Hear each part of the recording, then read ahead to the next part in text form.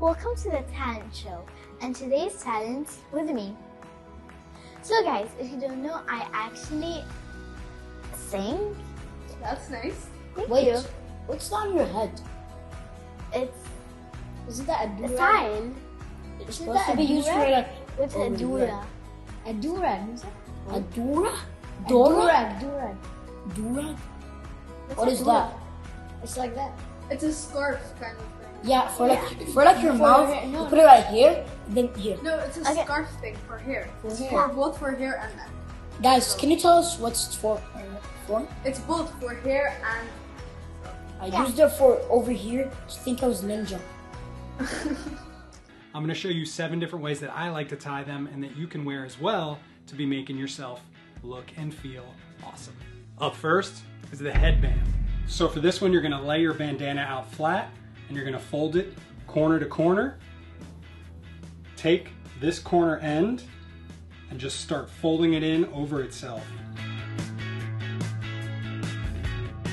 Grab it and you're just going to tie it around your head, right above your ears or right over the tops of your ears. I would only wear this style with extremely casual outfits, like festival inspired outfits. Up next is the neckband.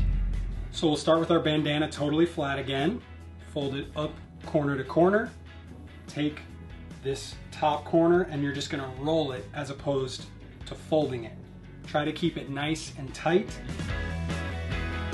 Take it around the back of your neck and you're just gonna tie a really small knot down towards the very end of your bandana.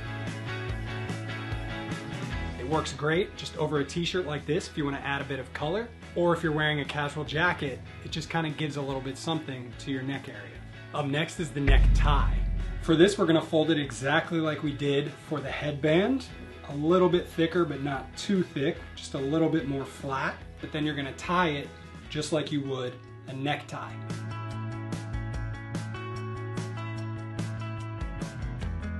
This is going to be a little bit tighter than the neck band. I like to actually tuck the excess into my shirt and almost just make it come out like a little bit of a collar from a sweater. Next up is a mask. Keep yourself safe. It's definitely better than nothing. For this one, just grab both ends, put it on the bridge of your nose, and tie it right around the back of your neck.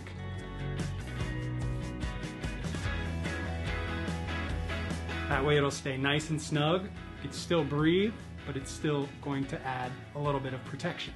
Next up is the cowboy. Essentially for this one, just tie it up like you did with the mask, then pull it down, grab the top edge, and just flip it in so it's not quite as big and bulky. And that way you can wear it inside of a button-up shirt.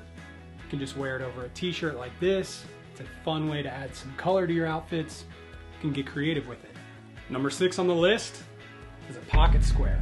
For your pocket square, you're gonna lay it out. You're gonna take the 2 corners here, fold them back over onto the other 2 corners. Take the side, flip it over and match it. Do it one more time so that you end up with a rectangular shape like this. And then you're gonna fold this into thirds. This way it gives you a shape that's very easy to fit into your pocket.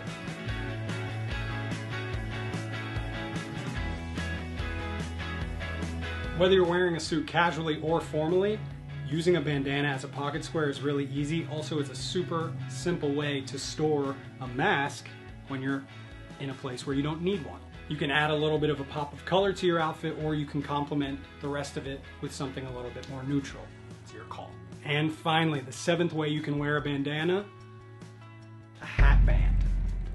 For our hat band, we're basically going to do the exact same thing that we did for the neck band and just roll it up really tight.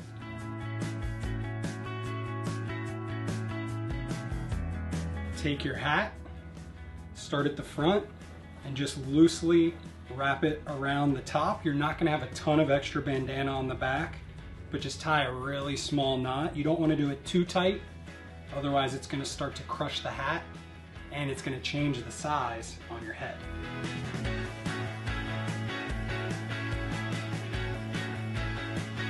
This is a super easy way for you to add a little bit of customization to your fedoras. So if you want to go with a bright color, you can, or you can kind of match it the way that I have with the browns here.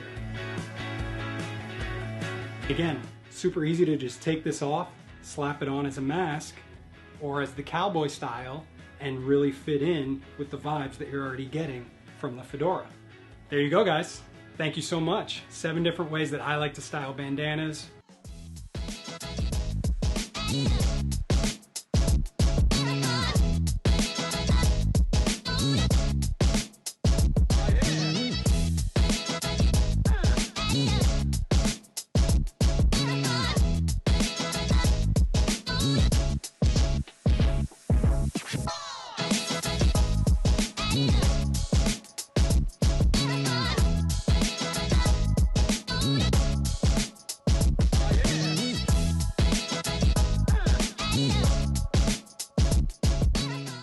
Okay, today I'm gonna be singing a song, so Why are you nervous?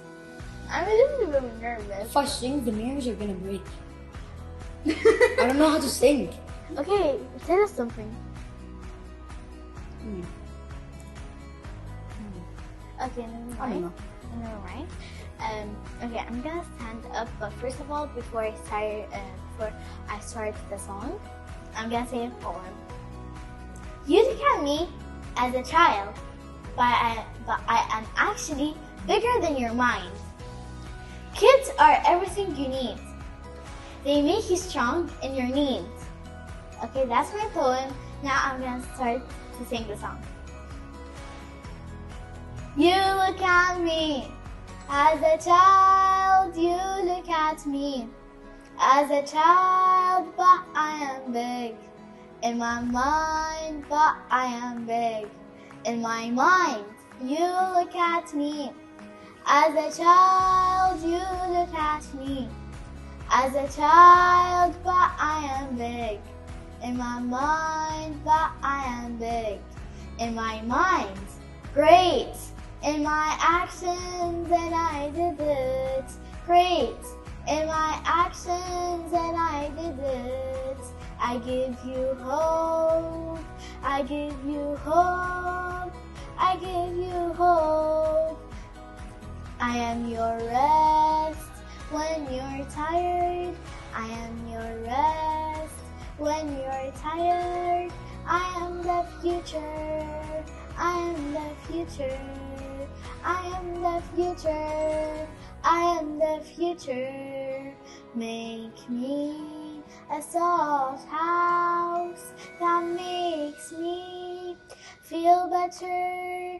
Give me a quiet hug that makes me confident. You look at me as a child, you look at me as a child, but I am big in my mind, but I am big in my mind.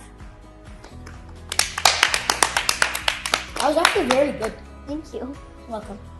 I was nervous a little bit, but that's okay. Yeah, I could tell. Okay, what did you learn from the song? Yes. adults don't need children for a lot of things. They help them with a bunch of things. So adults need kids or should have kids so they can help them or be grandparents. Okay, you? Nothing? Kids are very nice and adorable sometimes, Yeah. and you need kids, I guess. Okay. Yeah, I honestly don't know what to say, but like I have something in my mind. I don't know how to explain it, but go on. I didn't really learn anything, but the song is really good. Okay, actually, what I learned from the story that actually kids can do anything adults can do, right? That's When true. I said the Except drive. Yeah. Yeah. I wish I could drive. Same. like And buy their own house. you can Yes. Why would I? yeah. I don't want to pay. I don't want to pay taxes. That's not. If you own a Like- house, you have to pay taxes. Like did you He hear? is right though. That's in We don't America. pay rent or taxes Yeah. or anything yet. Yeah. And actually, did you hear the part that says, "You look at me as a child, you look at me as a child, but Oh. I am big in my mind, but I am big in my mind." It needs a bit of like music. No. It means like when an adult looks at a child, they don't have to think that it's an actual child that cannot do anything, because children can do a lot of things. Yeah, and actually, children are big in their minds, but sometimes they be like real children, like be silly and this stuff. But actually, children are so smarter and they're more hyper than adults. Actually, Like even though they're not supposed to drive or something, if they learn and practice, they can even do it as good as like adults. and actually, But children. they're not allowed to, so don't do that. But Yeah. you can also do something. But it's like Yusuf. Okay. But actually, like, For the first time. but actually, like kids have more imaginations than adults. Yeah, that's true. Yeah. That's really true.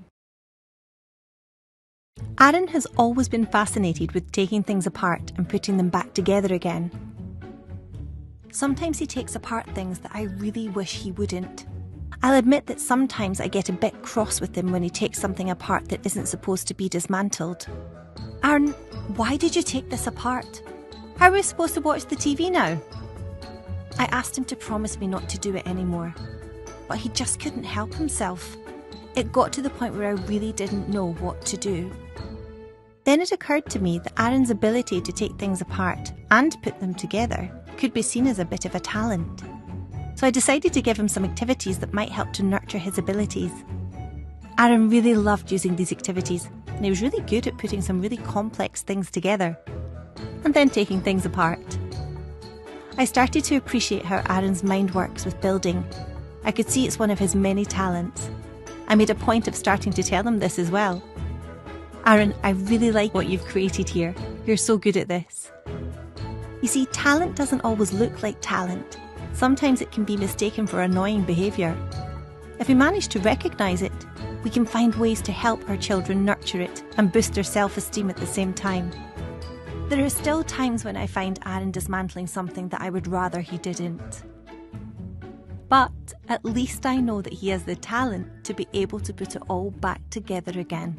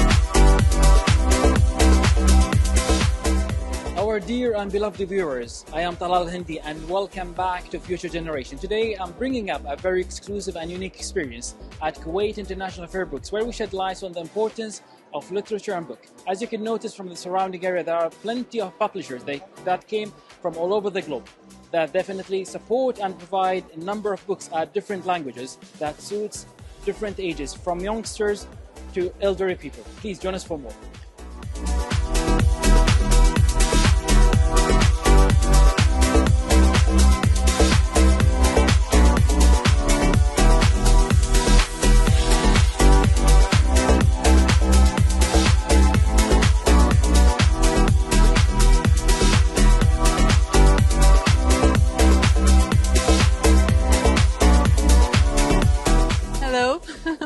My name is Esra. I'm from Turkey and I'm working here in Kuwait. And I came to this book fair and I like visiting and seeing, this new place. This is new for me, to be honest with you. I've been to different bookstores in Kuwait, but I wasn't expecting such a big book fair. It's nice to be here, and I bought this book. I found English books and Arabic books. I cannot speak Arabic, that's why I picked English book. So this is my friend's son. I hope he will enjoy reading this book and playing with the toy. I don't know what else to say. I hope everybody will come and visit this place. Enjoy it. Bye.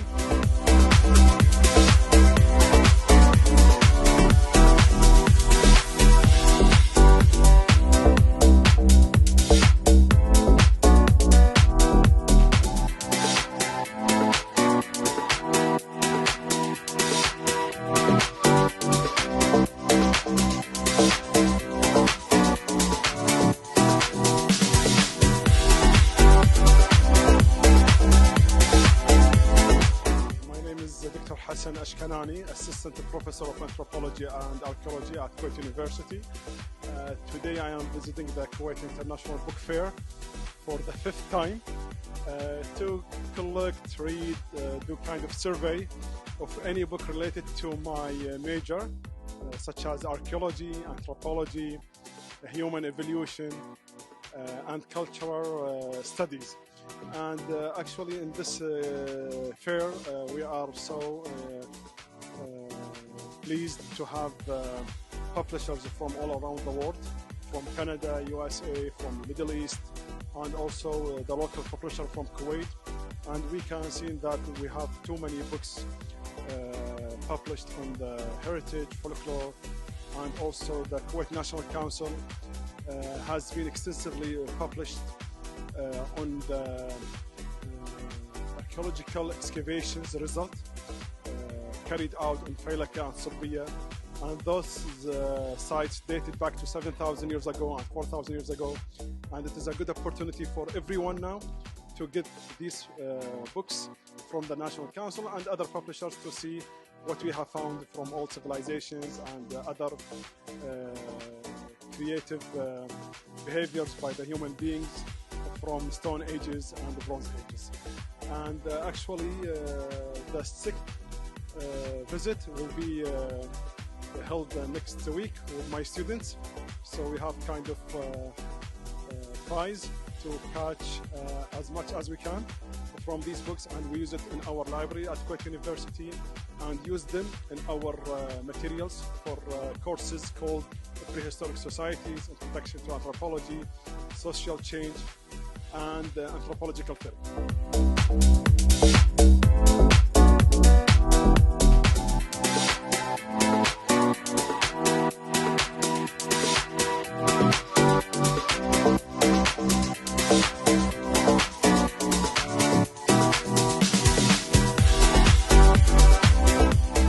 Good evening, folks. My name is Sayed Al Galaf. I'm here at the book fair. As always, every year we come to this beautiful event, seeking knowledge, seeking new information. And this event, this year for me, my topic of interest was how to think less, how to focus more, how to be a better student. And I found what I wanted, and that was in the field of psychology and what's called mindfulness. And I really recommend you come here and look into it if you want to seek knowledge and become a better student as well.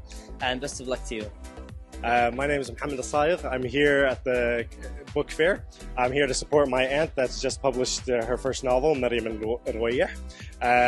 While I'm here, I love reading English novels, but I'm diving into the translated works from different countries. So right now I just picked up a book from that's originally in Chinese that I was recommended. So I'm going to take a look at that. But I'm always at the book fair, always looking around at whatever's new and about. And yeah, thank you.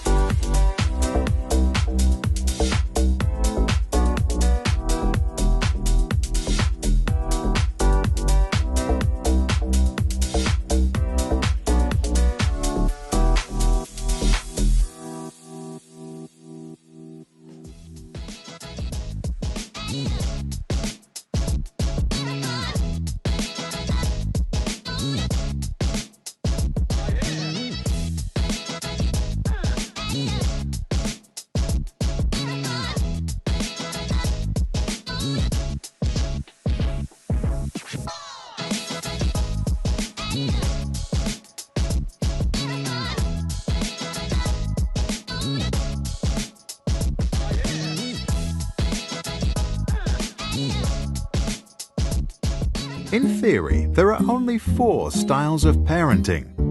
Authoritarian parents are controlling and demand obedience without considering the child's point of view. Permissive parents are loving but don't exert any control. There are no rules. Authoritative parents are firm but loving. They encourage independence within limits. Neglecting parents are uninvolved and often uninterested in their own child. Recently, a 5th style was proposed, but we will come back to that later. The styles range from controlling and demanding to complete freedom, and from cold and unresponsive to loving and receptive. Each, authoritative, permissive, authoritarian, and neglectful parents have their place. To understand what it means to grow up with parents from each end of the spectrum, we can imagine the lives of 4 children. Sarah's parents are authoritarian. They love their girl, but they believe that strict rules are important to make Sarah become well-behaved and fit into society. If Sarah cries, she's told to stop. If she talks back, she is sent to the corner for time out. If she forgets to take care of her chores around the house, she is not allowed to play with her toys. Sarah learns that suppressing her emotions and following her duties is the way to get through the day. To get the love of her parents and to avoid making them upset, she becomes obedient. However, because Sarah was never allowed to decide for herself or follow her intrinsic interests, as an adult, she doesn't know what she really wants. She begins living a life that seems perfect to her parents and society, but might leave her unhappy on the inside. Permissive parents, like those of Peter, enjoy their little boys so much that they believe they should fulfill all his wishes, give him full freedom, and never say no. Peter enjoys full control over his parents and gets whatever he wants. If he doesn't want to walk, he'll be carried. If he wants ice cream he gets. If he wants to play games, he'll be playing them all night. Peter grows up completely without borders and does whatever he thinks is right. He never coped with conflict, and he did not learn to control his emotions. The fact that he always got what he wanted made him a bad loser. As he grows older, he often acts inconsiderate and doesn't know his limits. Arthur's authoritative parents respect their child's needs, but believe that kids need freedom within certain limits. Arthur can freely play, but when he's done, he needs to help tidy up. He is allowed to eat ice cream, but only on Sundays. Screen time is limited to 30 minutes a day. There may be conflict, but the parents listen to what Arthur has to say and then lay down the rules. Arthur learns that some things are difficult, but his parents give him all the support he needs to get through it. He develops the strength to endure hardships and to continue following his interests and passions. In class, he bravely expresses his own opinions in an appropriate manner. During breaks, he can show his emotions and act freely. As an adult, he agrees to rules only after they have been discussed and he feels like he understands them. Neglectful parents are usually not present in their children's life.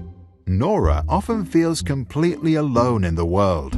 She experiences full freedom to do anything she wants to and has plenty of imagination, but she never receives any feedback or even attention.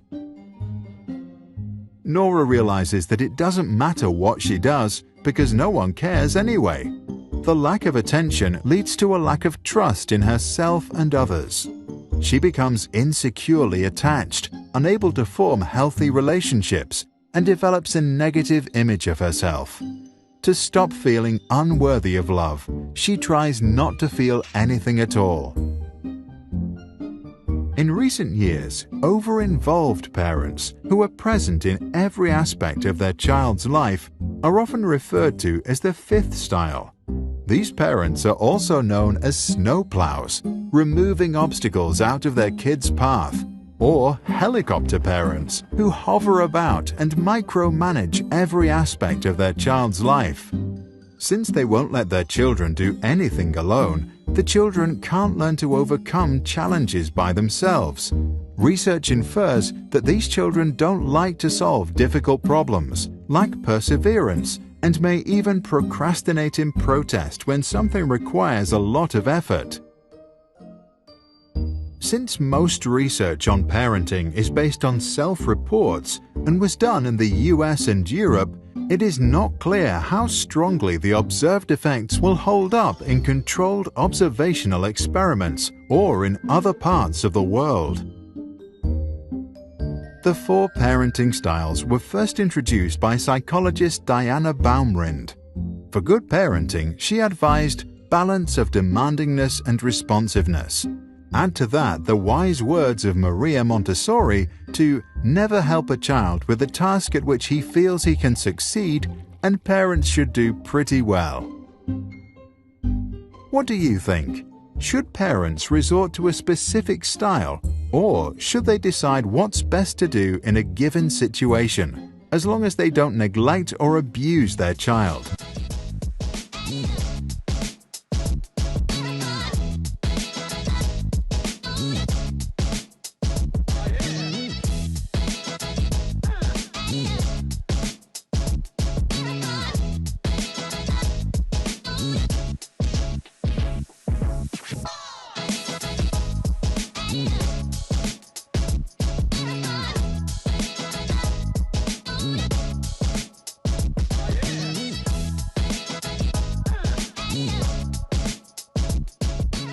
Okay, I hope you liked my talent today, and see you in another talent or in another segment.